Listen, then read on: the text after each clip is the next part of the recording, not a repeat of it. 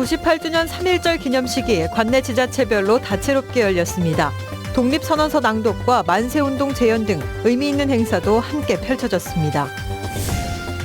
3.1절을 맞아 추진된 독도 해양 영토 순례가 오늘 일정을 마무리했습니다. 독도 사랑과 해양 영토의 소중함을 알리는 좋은 기회가 됐습니다. 3.1절인 오늘 민족의 상징인 태극기가 지역 곳곳에서 개양됐습니다.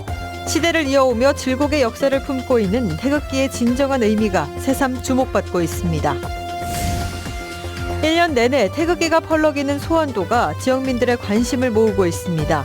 일제강점기에 펼쳐진 섬 주민들의 항일운동이 다음 세대에게 특별한 교훈을 던져주고 있습니다. 여러분 안녕하십니까? 지난달 27일 출항한 독도 순례단이 2박 3일간의 일정을 마치고 오늘 여수에 도착했습니다. 독립유공자 가족부터 청소년들까지 영토 수호에 대한 의지를 새롭게 다졌습니다. 문영철 기자가 전해드립니다. 여수에서 꼬박 20시간을 달려 도착한 동해바다. 새벽 어둠이 물러가자 두 개의 바위섬으로 이루어진 독도가 모습을 드러냅니다. 태어나 처음 밟아본 우리나라 영토의 상징적인 섬. 가슴이 진짜 뭉클합니다. 독도의 아름다운 풍경과 또 독도의 역사적 가치와 이런 것들을 무한하게 좀 많이 느끼고 생각하면서 독립유공자 가족들의 감회는 더욱 새롭습니다. 저 아버님이 생전에 독도를 한번 보고 싶었는데 못 오시고 5년 전에 별세하셨습니다. 같이 못 온 것이 후회스럽고. 독도를 배경으로 배 위에 선 3.1절 기념 행사가 열렸습니다. 순국 선열들의 희생 정신을 되새기고 일본의 역사 왜곡과 도발을 규탄했습니다. 우리의 역사를 묻어가고 자존을 제외하는 행위로서 우리는 결코 이를 용납할 수 없습니다. 2박 3일간의 일정으로 여수에서 독도까지 이어지는 해양 영토 순례는 올해로 3회째 진행되고 있습니다. 선조들의 나라 사랑하는 마음을 계승하고 우리 해양 영토에 대한 중요성을 다시 한번 깨닫게 되는 백발의 노인부터 어린 학생들까지 90여 년 전 그날을 떠올리며 나라 사랑의 의지를 새롭게 다졌습니다.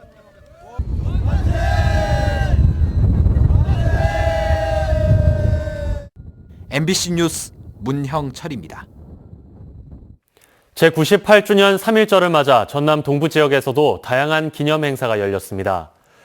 여수시는 오늘 여수 이순신공원 항일 독립운동 기념탑 앞에서 독립유공자 유족 등 200여 명이 참석한 가운데 추모 제향과 참배, 독립선언서 낭독 등 3.1절 기념 행사를 거행했습니다.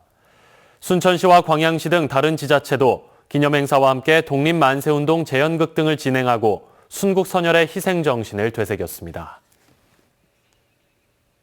3.1절을 맞아 도내 7번째 평화의 소녀상 제막식이 오늘 여수 이순신 광장에서 열렸습니다. 여수 평화의 소녀상 건립 추진위원회는 시민과 각계 인사들이 참여한 가운데 오늘 평화의 소녀상 제막식을 갖고 추모시 낭송과 축하 공연 등을 진행했습니다. 추진위원회는 지난해 5월부터 소녀상 건립을 위한 시민 모금 활동을 펼쳐 모두 9,700여만 원을 모았습니다. 3.1절인 오늘 다들 집에 태극기 다셨습니까? 태극기 보며 어떤 생각들 하셨습니까? 100년 전 항일운동의 상징이었던 태극기가 최근 다시 광장에 나오고 있는데요. 근현대사의 질곡 속에서 태극기가 겪고 있는 변천사를 짚어봤습니다. 김인정 기자의 보도입니다.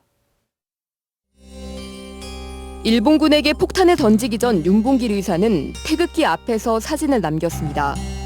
탑골공원에서 전국으로 번진 3.1운동부터 임시정부 수립, 그리고 광복절.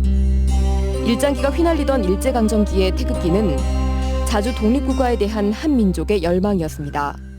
태극기는 곧바로 국가지요. 우리나라를 상징했지요. 무엇과도 바꿀 수 없고 억압과 굴종을 벗어나는 길이 태극기를 휘날리면서 독립을 하는 길이다. 80년 5월 계엄군의 무자비한 폭력에 쓰러져간 시민의 관을 덮은 것도, 87년 6월 거리를 내달리던 청년이 든 것도 태극기. 이때의 태극기는 정의로운 국가를 호소했습니다. 2002년 월드컵 시대에 접어들며 태극기는 파격적인 변신을 합니다. 자국을 응원하는 스포츠 문화의 도구가 된 태극기는 좀 더 가볍고 친근해졌지만 여전히 국가와 민족을 상징했습니다. 방 안에만 모셔두고 잘 사용하지 않는 것보다 이번 월드컵에서 사용한 것처럼 여러 군데 많이 사용하고 그러면 더 나라를 사랑하는 마음이라든가. 그리고 2016년 말과 2017년 광장에 등장한 태극기는 전처럼 국가와 애국을 주장 중입니다. 그러나 민주주의를 훼손한 대통령을 옹호하는 상징물로 전락한 태극기는 공동체를 위한 것이 아닌 특정인을 위한 상징처럼 변질되고 말았습니다. 지나치게 깊은 애착관계, 이제 이러한 것들을 통해서 아마 이 대통령을 국가와 동일시하고 그 다음에 그 국가와 동일시되는 태극기를 흔들고 하는 이제 이러한 식으로 아마 행동이 표출되는 부분이 있지 않을까. 항일 운동부터 태극기 집회까지 100여 년간의 숨가쁜 태극기의 변천사는 현재 우리 사회가 국가의 의미와 앞으로의 길을 고민하는 갈림길에 서 있음을 보여주고 있습니다. MBC 뉴스 김인정입니다. 3.1절을 맞아 오늘 곳곳에 태극기 물결이 일었는데요. 항일의 섬으로 불리는 완도 소환도는 1년 내내 태극기를 개양합니다. 그 사연을 신광하 기자가 취재했습니다. 완도 화엄코에서 100길로 40분이면 닿는 섬 소환도. 선착장부터 펄럭이는 태극기가 섬을 찾는 사람들을 반깁니다. 소환도가 항일의 섬이라는 명칭을 갖게 된 것은 지난 1909년부터입니다. 일제가 소환도 땅을 몰수하면서 소장농이 된 주민들은 토지 회복 운동에 나섰습니다. 무려 12년의 소송 끝에 토지권을 회복했고 송내호 선생 등을 중심으로 학교를 세우고 본격적인 항일 운동에 나섭니다. 그 만공 400원이라는 돈을 모금을 해서 소환 사립학교를 건립을 해서 여기에서 후학 양성을 하면서 항일 운동을 할 수 있는 그 사관으로서의 그 역할을 했던 곳입니다. 일제강점기 섬 주민 6,000명 가운데 800명이 군령선인으로 등재될 정도로 소환도는 함경도 북청, 부산 동래와 함께 국내 항일의 3대 성지로 불렸습니다. 특히 당사도 등대 습격 사건은 일제강점기 일본군이 살해된 첫 사건으로 소환도의 대표적 항일운동으로 꼽힙니다. 제 뒤로 보이는 섬이 당사도입니다. 항일운동에 분노한 일제가 두 차례에 걸쳐 섬 이름을 흉한 이름으로 붙였지만 1980년에 당사도라는 이름으로 개명했습니다. 일제강점기 항일운동을 기념하기 위해 소환도에는 기념광장과 기념비가 세워졌고 사립학교가 복원됐습니다. 그리고 광장 가운데 25m 높이의 국기 개양대에는 대형 태극기가 개양됐습니다. 앞으로도 지속적으로 이 사업은 이렇게 계속 나간다면은 아마 전국이 다 이렇게 태극기를 다는 나라가 됐으면 좋지 않겠나 그런 생각을 하고 있습니다. 완도 소환도가 태극기의 섬으로 자리 잡은 것은 지난 2012년부터입니다. 이후 5년이 지났지만 소환도의 태극기는 여전히 펄럭이고 있습니다. 항일의 섬 소환도에서는 오는 15일 대규모 만세운동 재현 행사도 펼쳐질 예정입니다. MBC 뉴스 신광하입니다.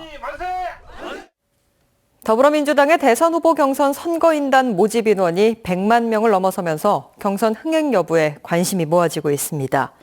더불어민주당은 지난달 15일부터 시작된 1차 선거인단 모집에 100만 명이 넘는 국민들이 신청했다며 탄핵 선고 이후 2차 신청을 이어갈 계획입니다. 특히 초반 경선 흥행이 가시화되면서 지역 단체장과 의원들의 선거인단 확보 노력도 꾸준히 진행되고 있는 것으로 분석됐습니다. 그러나 일부에서는 선거인단 모집이 자칫 정치적 이해관계를 따른 줄서기로 이어질 수도 있다는 우려도 제기돼 선거 후유증을 최소화하기 위한 방안 마련도 요구되고 있습니다. 광양 세풍산단 1단계 공사가 오는 6월이면 마무리될 것으로 보입니다. 광양만권 경제자유구역청에 따르면 지난 2015년부터 공사에 들어간 총 0.6제곱킬로미터 규모의 세풍산단 1단계 개발 공사가 현재 70% 이상의 공정률을 보이고 있습니다.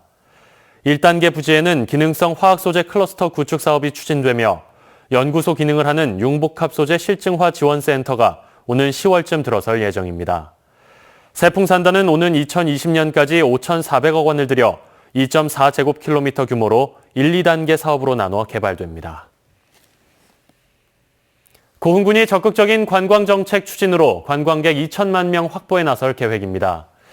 고흥군은 오는 14일 고흥문화회관에서 비전 선포식을 갖고 올해 관광정책 10개년 프로젝트 관련 기반을 조성한 뒤 2천만 관광객을 유치하기 위해 분야별 실천 과제를 제시할 예정입니다. 고흥군은 또 숙박시설 유치 등 다양한 성장 동력이 마련되고 있다며 관광산업 육성 종합계획 추진으로 고용 창출을 비롯한 지역경제 활성화에도 도움이 될 것으로 기대하고 있습니다. 고흥 앞바다에서 표류하던 선박이 해경에 구조됐습니다. 여수해양경비안전서에 따르면 어젯밤 11시 반쯤 고흥군 외나로도 남서쪽 9.3km 해상에서 선장 60살 이모 씨 등 3명이 타고 있던 93톤급 선박이 조타기 고장으로 표류하고 있다는 신고가 접수됐습니다. 신고를 받고 출동한 해경은 경비정을 이용해 오늘 새벽 4시쯤 사고 선박을 외나로도 인근 해상까지 예인했으며 선박은 이후 다른 예인선을 통해 항구로 옮겨졌습니다. 순천시가 반려산업을 신성장 동력으로 정해 다양한 시책을 추진하기로 했습니다.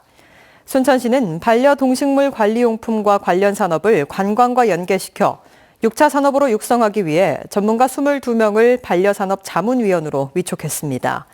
이와 함께 다음 달 반려산업 육성 연구 용역을 시행하고 결과가 나오는 대로 순천형 반려산업 정책을 수립해 추진하기로 했습니다. 광양시가 야생동물로 인한 피해를 막기 위해 피해 방지단을 운영합니다. 광양시는 최근 멧돼지와 고라니 등 유해 야생동물의 출몰로 인명과 농작물 피해가 잇따라 발생함에 따라 15명의 유해 야생동물 피해 방지단을 구성하고 농가 등으로부터 피해를 접수하면 신속히 현장에 출동해 야생동물 포획 활동을 벌일 계획입니다. 오는 7월까지 운영되는 피해 방지단은 주민 홍보도 강화할 예정입니다.